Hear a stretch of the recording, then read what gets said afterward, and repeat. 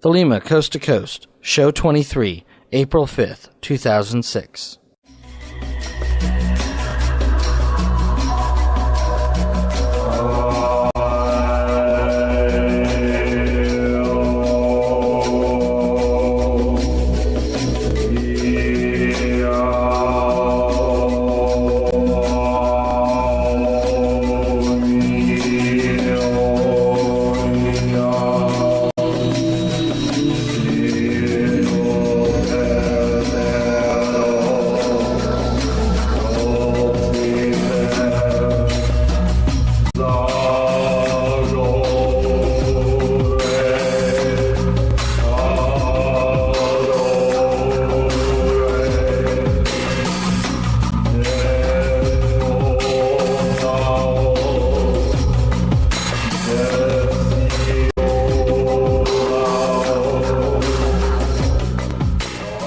Do what thou wilt should be the whole of the law. Welcome to Thelema Coast to Coast. My name is John Crone. I'm the host of the show.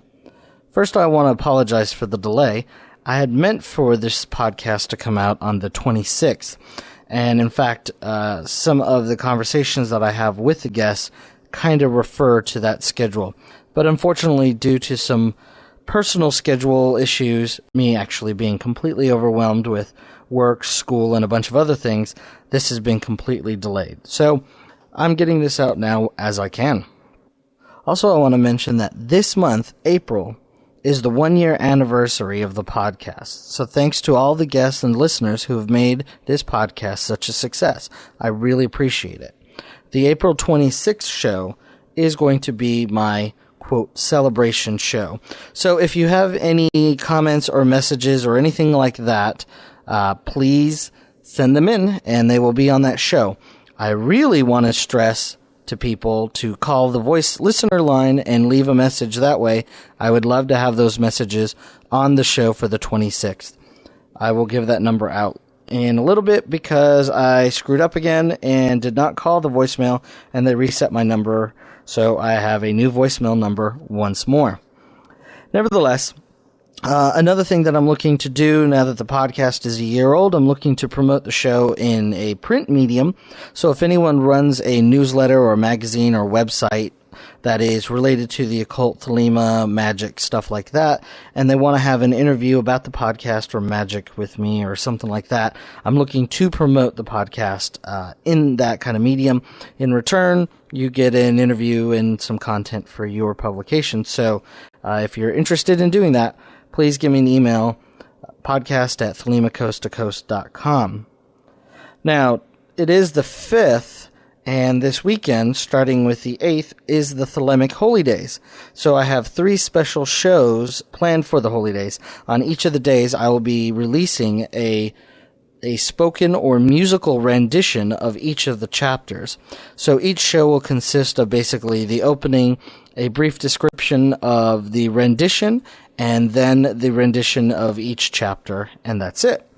So look for something a little different coming up this weekend, and then we will be returning to the schedule, the normal format, on April 26th. And again, I want to encourage people to send in messages for that. Back in December, Steve in the UK, who goes by the username OE on the website, recommended that I implement a Frapper map instead of saying to people that they should leave a message about what country they are and then mapping the country. At the time, I was not sure how to embed the code for that, and Frapper was still a bit in its infancy.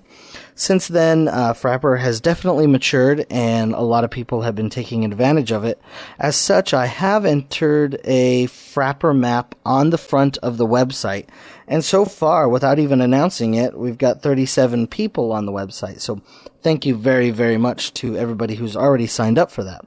One disparity I've noticed, though, is only 3 women have signed up for it, whereas 34 men have. And I know there's a lot more female listeners out there, so come on, ladies, get on the website and place yourself on the Frapper map and let people know that you're out there. Again, it is free to sign up for Frapper. And all you need to do is go to the Thelema Coast to Coast website. Right about halfway down the screen is the Frapper map, centered on the U.S., but you can be anywhere in the U.S. and put yourself on the Frapper map. We've already got listeners on there from Canada, Argentina, and a few other places. So it's quick and easy. All right. On this show, I'm going to be talking to Richard Kaczynski about his new book, Panic in Detroit. This has been released as the Blue Equinox Journal number 2, and is really an excellent book. It gives a lot of good background information about Crowley and his attempt to establish the OTO within the United States, and in particular in Detroit. Also the efforts to get the Equinox 3.1 published and all of the things revolving around that. Dr. Kaczynski does a wonderful job of summing it all up with an introduction, and then the rest of the book is reprints of source material, including letters between Akkad, Crowley, and others, and also transcripts of the newspaper articles that were coming out regarding the scandal that arose at this time. So an excellent source book for material, and also a great book for historical information. So I'll be talking to Dr. Kaczynski about that. After that, I have an interview with Keith Richmond about the Thelemite Ray Burlingame. Richmond and a partner of his have purchased Weiser Antiquarian Books, and recently they've acquired a number of Burlingame originals that go back to Crowley first editions and some other first editions after Crowley's death. Those have been put on sale. By now, most of them have been sold. Nevertheless, there is a lot of information that Richmond gives us about the books, about Burlingame, and as well as they did a limited edition catalog for those who bought the book. So we talk about that. And lastly, I have an interview with Keith 418. We're talking about magical teachers, and in particular replying to a listener comment who asked some questions about that. But before getting into that, let me get into the listener feedback.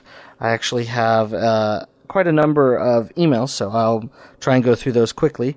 The first is from Mike. He says, 93, John. Just finished listening to your last podcast. Love the insights of Mr. Greenfield. As a member of the OTO and several branches of Freemasonry, I appreciate the honest comments about the craft. As I live and practice in Canada, some of the historical concerns mentioned vis-a-vis the racial minorities is less of an issue, but the contents about involvement of women is well said. There is no question that having women in a magical setting produces unique and powerful manifestations otherwise unobtainable. I look forward to your next podcast. Love is the law, love under will. Mike. Mike, thank you very much. I really appreciate those comments, and I think you're right. It is very important that both sexes are involved. There is a necessity in the equality of genders for magical work, and by Masonry not having the female gender involved in the craft, it really does lose some things in it. So thank you for the comments. The next one is a longer email from Meredith, and is about the OTO dues. So I think there's some great insight in this, so I wanted to read the whole one, so have a little patience. John, I just finished listening to number 21, and the conversation that you had with Keith 418 about dues within the OTO concerns me. I am not an OTO member or Thelemite, but I am a practicing sadomasochist. The organized BDSM scene has all the same problems that you describe in the OTO, and I do love hearing you and Keith 418 process the politics and organizational dynamics on the podcast. Dues serve a surprisingly large number of functions, only part of which are funding the organization. One very important aspect that you only address peripherally is how dues function as a social filter. If members need to pay to join your club, only those for whom your club's worth equals $20 or more will show up. The higher your dues are, the higher the priority your organization has to be for the members to show up and pay. The example of your fast food employed lodge brother who shows up faithfully and pays his dues regularly is an excellent example. The fact that the OTO is not enforcing the dues is definitely a big problem. But when there is a moderate financial duty placed on the club members, it vastly improves the quality of the people that show up. I frequently say that I work very hard at keeping my home orgs from becoming, quote, a haven for the socially inept, close quote, and enforcing a membership tax on the members is a very powerful tool towards achieving it. Another detail I don't believe you have addressed. How concerned is the OTO with sheer numbers? In my experience, when a group becomes more concerned with the number of warm bodies at a given function than with the quality of the brains attending or the quality of the function itself, the dedication and quality of the people take a nosedive. Granted, from what I've been able to infer from your show, both these issues are fundamentally related to the fact that the OTO simply is not willing to take risk alienating a single constituency within its membership, and until the neutrality of the leadership is addressed, very little else will move forward. I simply wanted to chime in from an entirely different community and share the way we are addressing similar problems. As well, let's say that I absolutely love your show. On a more personal note, I went to Keith 418's Life Journal, and it was friends locked. He is certainly free to do what he wishes with his little corner of the internet, but where can I find more of his opinions and writings? I find his critique of the subculture fascinating and very relevant to my own battles in the S&M world. Anyway, thanks for the great podcast. I look forward to many more in the future. First, quickly about Keith 418's journal. Yes, he keeps it locked because he wants to control the quality of the people that are in it and responding. He doesn't allow people without live journals to even look at it. You have to have a live journal, so no anonymous comments. And then, even then, he wants people who actively write on their own journal and are just not voyeuristically going on his journal and commenting there. So if you really want to be on Keith 418's live journal, create a live journal of your own, start writing on it, request membership on his live journal, and he will either let you on or off.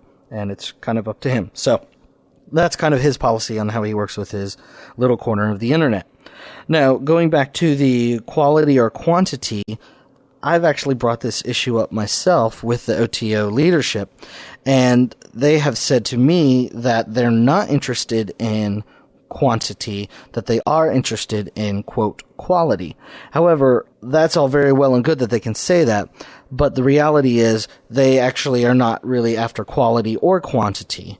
And if they were, they would be doing things a lot differently. So I think that really goes back to your point about the neutral leadership that needs to be addressed. So, and honestly, that comes from not having any goals and not challenging the membership and being more of a social organization than an actual magical fraternity that challenges the individual members to grow spiritually. So there's a whole lot of issues there, but I really do appreciate the comments that you sent in. All right, the next one is from Matt. He says, "Dear John, do what thou wilt shall be the whole of the law."